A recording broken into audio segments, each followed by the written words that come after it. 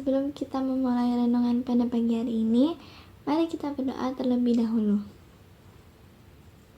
Tuhan, kami bersyukur atas segala bentuk penyertaan baik-Mu pada kami semua, sehingga pada kesempatan ini kami bisa bersama-sama untuk mendengarkan firman-Mu.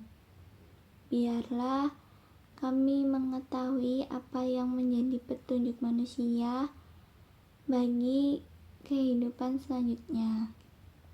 Semoga firman yang dibacakan dapat menjadi petunjuk kemana kita akan melangkah selanjutnya. Tuhan yang Maha Kasih, bimbinglah kami untuk menjadi pendengar yang baik. Amin.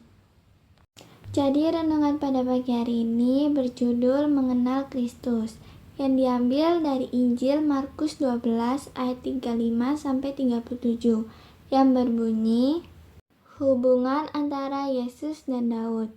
Pada suatu kali ketika Yesus mengajar di Bait Allah, Ia berkata, bagaimana ahli-ahli Taurat dapat mengatakan bahwa Mesias adalah anak Daud? Daud sendiri oleh pimpinan Roh Kudus berkata, Tuhan telah berfirman kepada Tuanku, duduklah di sebelah kananku, sampai musuh-musuhmu kutaruh di bawah kakimu. Daud sendiri menyebut dia tuannya. Bagaimana mungkin ia anaknya pula? Orang banyak yang besar jumlahnya mendengarkan dia dengan penuh minat. Amin. Yesus mengajukan sebuah pertanyaan yang mengguncang cara berpikir orang banyak. Bagaimana mungkin Mesias disebut sebagai anak Daud, tetapi disebut Tuan oleh Daud sendiri? Pertanyaan ini bukan sekedar soal pengetahuan kitab suci, melainkan undangan untuk melihat lebih dalam siapa Yesus sebenarnya. Banyak orang pada masa itu menantikan Mesias sebagai pemimpin politik atau tokoh duniawi yang akan membawa kejayaan bangsa. Namun, Yesus menunjukkan bahwa Mesias jauh lebih besar daripada harapan manusia. Ia tidak hanya keturunan Daud menurut daging, tetapi juga Tuhan yang hidup, sumber keselamatan bagi manusia. Iman tidak boleh berhenti pada pengenalan yang dangkal. Mudah bagi seseorang untuk mengenal Yesus hanya sebagai tokoh sejarah, guru moral, atau simbol agama. Namun, bacaan Injil hari ini mengajak kita untuk masuk lebih dalam. Siapakah Kristus bagi kita? Apakah Ia hanya dikenal lewat ajaran agama dan pengetahuan? Sungguh, Dia menjadi pusat hidup kita. Pertanyaan ini penting karena cara seseorang mengenal Kristus akan menentukan arah hidupnya.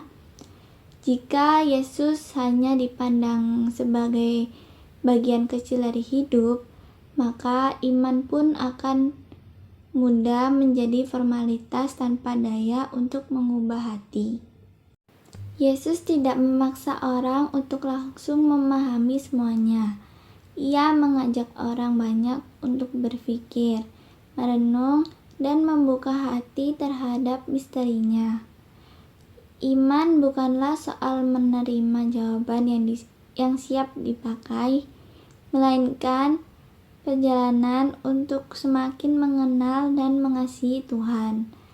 Dalam perjalanan itu, orang perlahan-lahan belajar melihat bahwa Kristus tidak hanya hadir di gereja atau dalam doa, tetapi juga menyertai di kehidupan sehari-hari. Contohnya dalam perjuangan, kegagalan, pengharapan, dan relasi dengan sesama.